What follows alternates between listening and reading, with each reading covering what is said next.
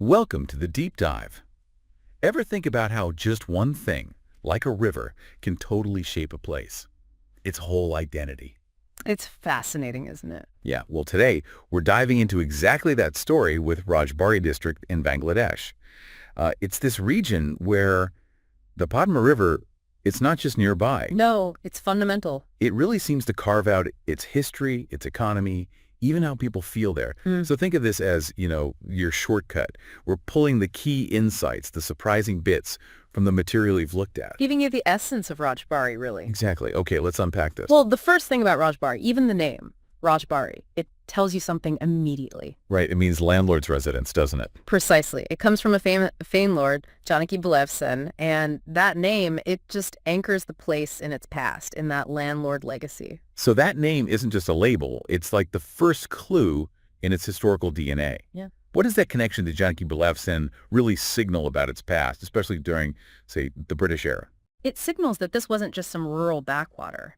It was a major hub for landlords, a concentration of power and influence. Okay, a center for landlords. So Yeah. that would have had big implications. Oh, absolutely. It shaped, the social structure, how land was managed, its importance to the British administration. It was a focal point. And that status, that history, carried through until it became its own district. Exactly. It was part of Faridpur for a long time, but then in 1984, it was established as a separate administrative district, a significant step. A real evolution then. And you mentioned the river earlier. The Padma. How does its geography, its physical location play into this story? Our sources really emphasize the river. They do, and for good reason. Geographically, Rajbari is in southwestern Bangladesh, right on the banks of the Padma. Okay. You've got Pabna district to the north, Faridpur south, Maniganj east, and Kushtia west. But the Padma, it's not just a boundary. It defines it. It really does. The sources paint this picture of a peaceful, very riverine area. Its whole character is shaped by the river's presence. It's not just scenery. It dictates the farming, the transport, the rhythm of life. That image.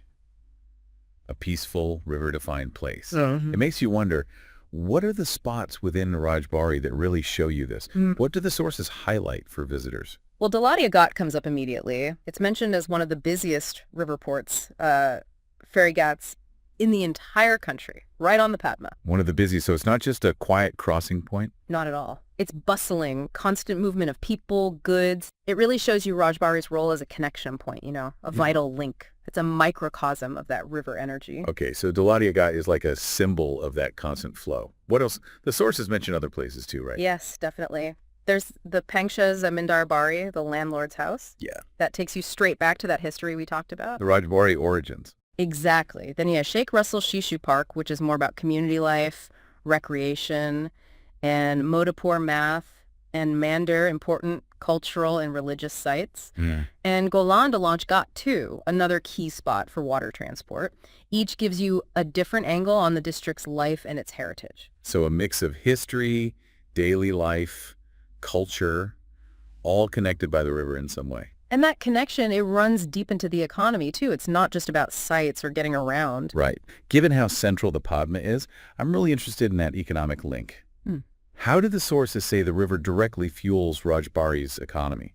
Where do you see that impact most clearly? Okay, here's where it gets really interesting. Yes, agriculture is the main thing. That's clear. Rice, jute, vegetables, Fish farming. farming too. Precisely. Those are the main products. But the sources show it's more nuanced than just having water available. It's how the river behaves. What do you mean? Well, think about the annual floods from the Padma. They're not just a potential problem. They actually deposit fresh, fertile silt every year. So they naturally enrich the soil. Exactly. Which means farming practices have to adapt to this constantly renewed, sometimes shifting landscape. And fish farming, too, is deeply tied to the river's natural cycles, its ebb and flow. So the river provides the land's fertility and the way to transport the goods. Yes, it's this incredibly close, almost symbiotic relationship. The river sustains life and livelihoods in a very direct way.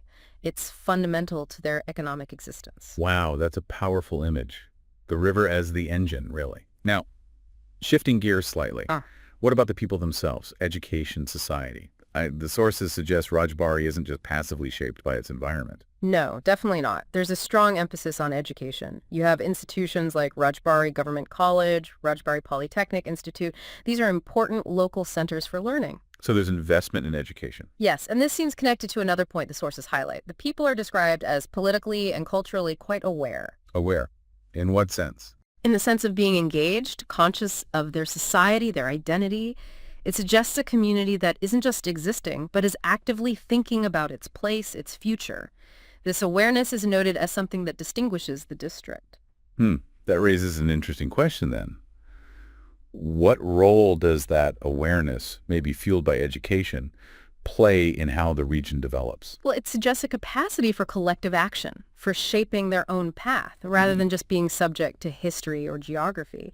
It points towards a community with agency, a strong sense of shared identity and purpose. So we've covered quite a bit. Rajbari, its name tied to landlords, its growth into its own district, this constant dance with the Padma River, shaping its land, its economy. And its conscious, aware population. Right. So when you pull it all together, what does this story of Rajbari really tell us? What's the bigger picture here for someone trying to understand places and how they become what they are?